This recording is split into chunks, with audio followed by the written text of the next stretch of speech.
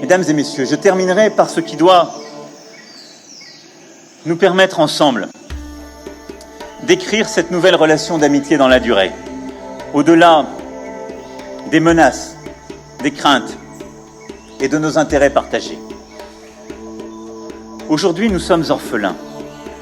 Nous sommes orphelins, en quelque sorte, d'un imaginaire commun.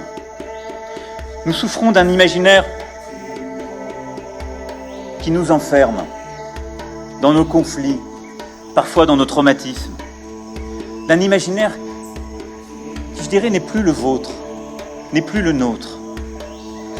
Et je veux reconstruire cet imaginaire commun et d'avenir autour de trois remèdes. Le premier remède, c'est la culture.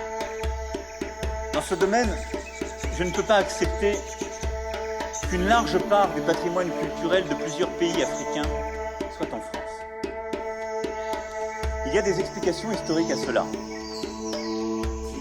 Mais il n'y a pas de justification valable, durable et inconditionnelle.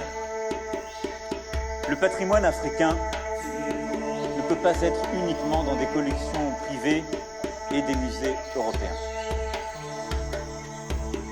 Ce sera une de mes priorités. Je veux que d'ici 5 ans, les conditions soient réunies pour des restitutions temporaires ou définitives du patrimoine africain en Afrique.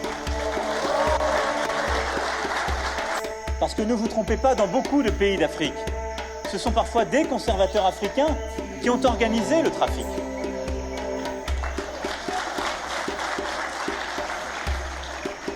Et ce sont parfois des conservateurs européens ou des collectionneurs qui ont sauvé ces œuvres d'art africaines pour l'Afrique en les soustrayant à des trafiquants africains. Notre histoire mutuelle, elle est plus complexe que nos réflexes parfois. La culture, c'est aussi ce qui doit permettre de changer les regards que nous portons l'un sur l'autre.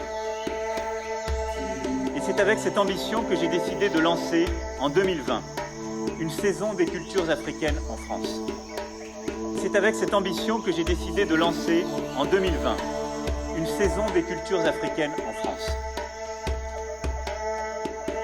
En 2024, la France accueillera le monde entier à Paris. Et je souhaite que les sportifs français brillent, je vous rassure. Mais je souhaite également que ces Jeux Olympiques puissent valoriser l'excellence sportive africaine. Pour cela, les sportifs africains de haut niveau doivent disposer des moyens de pleinement développer leur potentiel.